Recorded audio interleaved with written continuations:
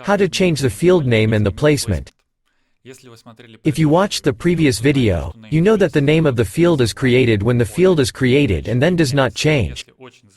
But if you really want to and with a lot of restrictions, it changes. How does this work? Here we have field 11. It is used in the codes. So field 12 is calculated based on it, and we want to change it to field 9, for example. What can we do? We click here Change Name. We get this tool.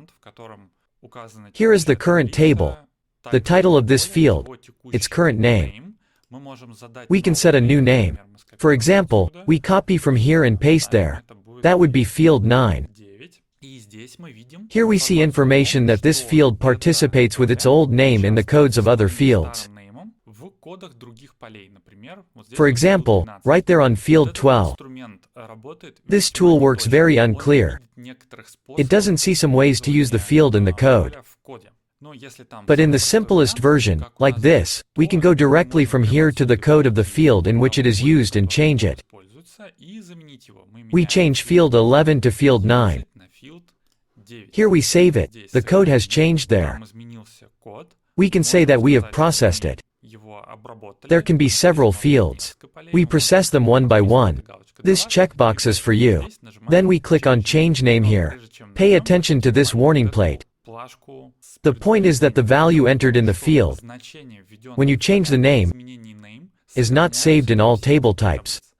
The field values are saved for simple and cycles tables. We'll learn about them later. They will not be maintained for calculated, temporary and calculated intracycles. When we click Change Name, we see that the value of this field is missing. We will have to enter it again. So yes, the names can be changed. The code in this field has indeed changed. We can look and see that field 9 is used here. This tool allows you to change the name, but I do not recommend changing the name in a solution that is already running and in operation. This is only needed if you made a mistake when adding it and want to change the name to a more correct one. But you don't want to delete the field because there are a lot of settings there, and it's not really involved in the rest of your solution yet. In other cases it is a very risky operation. It also happens quite often that you add a field. For example, field 20, clicked Save, and realized that it was added to the wrong placement. We added it to the rows part, and we need the field in the footer. You have no problem going into editing, and you can change the placement. The field is now in the rows part. We can put it in the header. If the field is moved from a header, footer, whether from a general footer or a column footer, the value in it will be intact.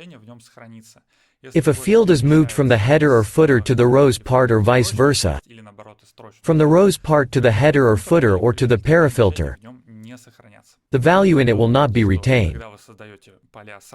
Also, you remember that when you create fields immediately in the desired placement, they have prefixes. When you move a field from a placement to another placement, the prefix does not change. What is it for? For use in codes. For example, we have field 20 and if we say here in the code that we need field 20, then you can immediately see that these fields are located in the header.